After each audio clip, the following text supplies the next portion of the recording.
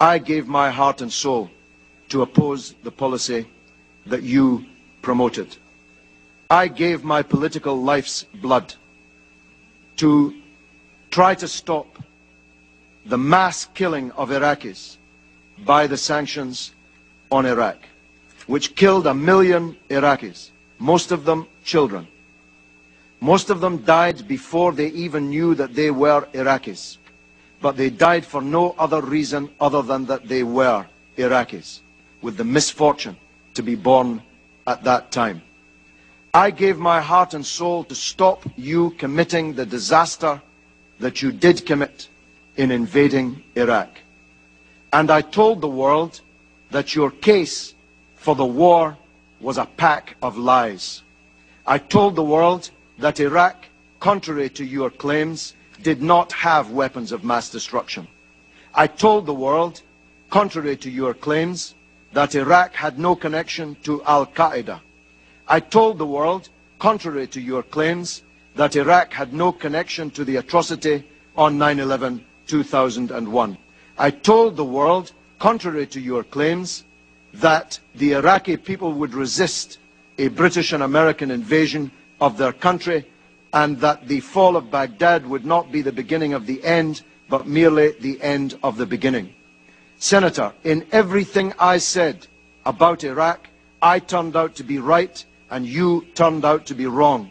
And 100,000 people have paid with their lives. 1,600 of them American soldiers, sent to their deaths on a pack of lies. 15,000 of them wounded, many of them disabled forever, on a pack of lies.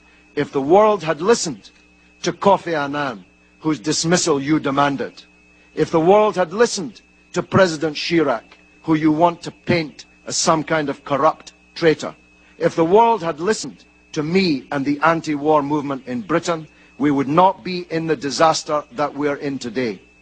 Senator, this is the mother of all smokescreens.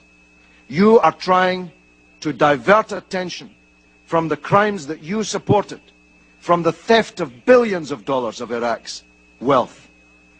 Have a look at the real oil for food scandal. Have a look at the 14 months you were in charge of Baghdad, the first 14 months, when $8.8 billion of Iraq's wealth went missing on your watch. Have a look at Halliburton and the other American corporations that stole not only Iraq's money, but the money of the American taxpayer. Have a look at the oil that you didn't even meter, that you were shipping out of the country and selling, the proceeds of which went who knows where. Have a look at the $800 million you gave to American military commanders to hand out around the country without even counting it or weighing it.